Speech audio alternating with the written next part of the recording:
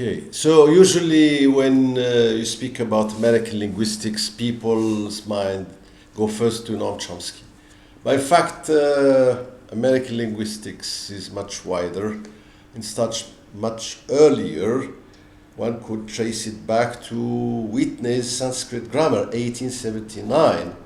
And then came many famous linguists and philosophers of language. One could mention first the monumental work of Bloomfield in his book called Language, 1933, and you have Sapir, Worf, and more recently Labov, Pike, Montag, Pierce, Grice, and Greenberg. Let me just go very quickly about this long history of linguistics. Well, first of all, someone called Drimmer, the author of Black History, claims that the white Americans have got a feeling of guilt because of the Indian genocide. And this feeling of guilt pushed some of their scholars to study the languages of the Red Indians before their extinction. So in fact, they were linguists by accident. They were anthropologists, that is studying the behavior and the culture of primitive so-called primitive people, but they found out that language was the key to understanding their behavior, and they became linguists.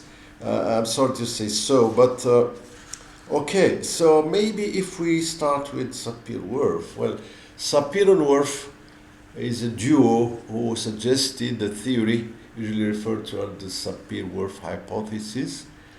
It claims that we do not live the real physical world, but we are in a linguistic world. We are influenced by the language we use.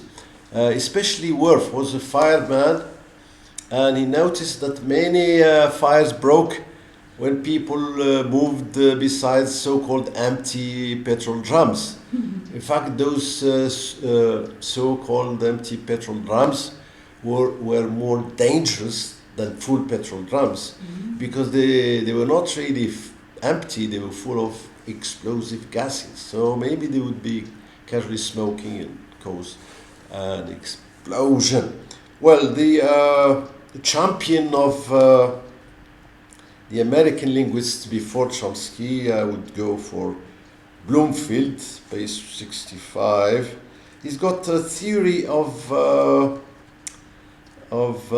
psychological theory called, or school called behaviorism, and he gives us the story of Jack and Jill. That is a boyfriend, girlfriend, if you like. They were walking beside a garden, and Jill saw an apple and asked Jack to bring her the apple. So he climbs the tree and picks up the apple and gave it to Jill to eat it. So it's the system of stimulus response in the minds of people using language. So the stimulus is apple, and the response is the climbing of the tree and bringing the apple. Now, there is also a problem that Mr. Bloomfield faced when he went to London for tourism, and he took a taxi cab, you know, those nice black taxi cabs, and he said to him, I want to go to comedy theater. And the taxi cab driver couldn't make any sense. The comedy theater, something that had to do with cars. But in fact, what Bloomfield would have said if he spoke English is to say comedy theater. So this is one of the problems. Now, there's someone called Del Hymes. What? Yes. Let's say a rival of Chomsky, some people suggest, especially teachers, ELT teachers.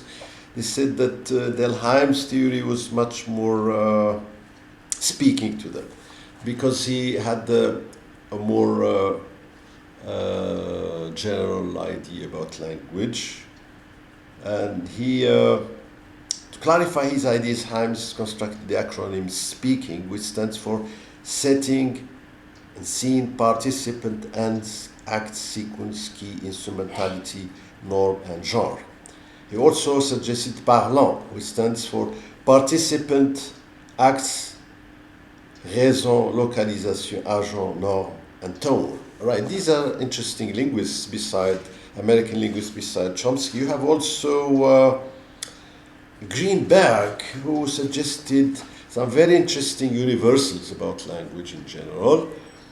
And William Labov was a sociolinguist who tried to trace the distribution of the R sound in the speech of the New York City speakers. So you don't have just Chomsky, but you have also these interesting people.